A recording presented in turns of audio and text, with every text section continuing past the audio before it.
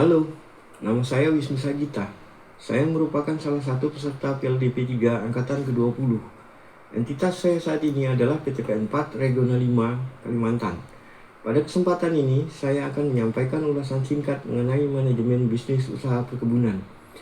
Pertama-tama, saya akan menyampaikan sekilas gambaran tentang usaha perkebunan. Usaha perkebunan adalah usaha yang meliputi kebun dan pabrik yang bekerja sesuai dengan sistem yang baku, sehingga membentuk komunitas dan berinteraksi dengan lingkungan sekitar. Kegiatan-kegiatannya berupa menghasilkan produk, penyediaan bahan baku, pengolahan bahan baku menjadi produk, dan pemasaran produk. Fungsi perkebunan itu bertujuan untuk meningkatkan kesejahteraan masyarakat, kelestarian lingkungan, dan pengembangan wilayah. Karakteristik proses bisnis usaha perkebunan memiliki keunikan.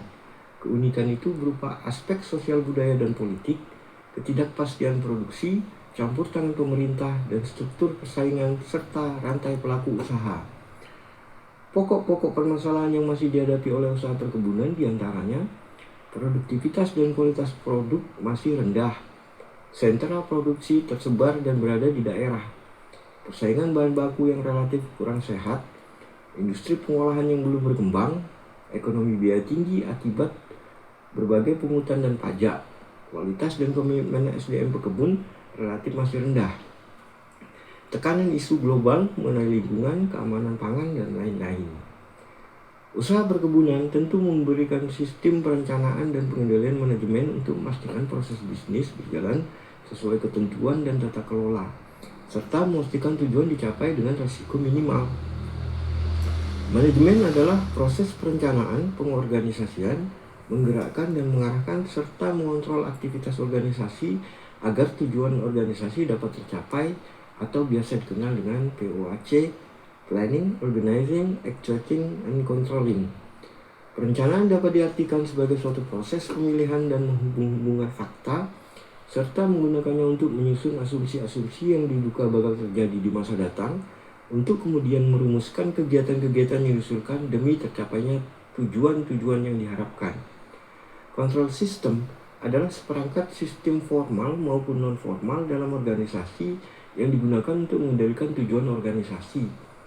Sistem perencanaan dan pengendalian manajemen atau disingkat SPPPM adalah suatu sistem terintegrasi antara perencanaan, proses strategi, penganggaran, pencatatan, pertanggungjawaban dalam menjalankan organisasi agar perusahaan dapat mencapai tujuan secara efektif dan efisien.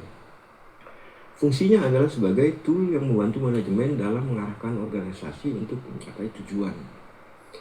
Dalam suatu proses bisnis, tidak terlepas dari permasalahan-permasalahan yang memerlukan pengambilan keputusan dari berbagai pilihan kebijakan untuk menentukan alternatif problem solving terbaik bagi pemecahan masalah yang dihadapi oleh organisasi.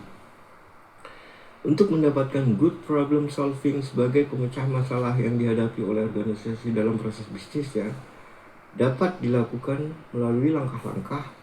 1. Mendefinisikan masalah dengan mengidentifikasi masalah, menetapkan prioritas masalah, merumuskan pernyataan masalah. Kedua, analisis penyebab masalah. Identifikasi sebab yang mungkin, analisis penyebab masalah, identifikasi akar penyebab masalah sesungguhnya. Dan kemudian, dalam menganalisis masalah, dapat menggunakan tools seperti Fishbone, Pareto, 5Y, ataupun survei dan penelitian. Ketiga, menghasilkan solusi dengan mengembangkan alternatif solusi, memilih solusi terbaik. Dan yang keempat adalah rencana tindakan yang berisikan detail rencana kegiatan untuk merealisasikan solusi terpilih. Ditinjau dari perspektifnya, terdapat beberapa jenis metode pengambilan keputusan yang dapat digunakan, yaitu rational decision making. Jenis pengambilan keputusan ini di mana pilihan bersifat logis dan konsisten serta memaksimalkan nilai dalam batasan-batasan spesifik.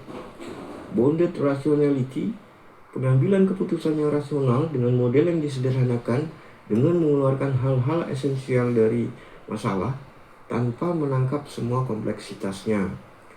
Intuitive decision making, pembuatan keputusan ini berdasarkan pengalaman, perasaan, dan akumulasi pertimbangan. Baiklah, demikian ulasan saya singkat ini. Semoga memberi manfaat dan kebaikan. Mohon maaf atas segala kekurangan. Semangat untuk terus belajar dan mengasah kemampuan, menjadi unggul di bidangnya masing-masing, serta berkontribusi membangun Indonesia. PTP 4, tumbuh, juara, bangun negeri.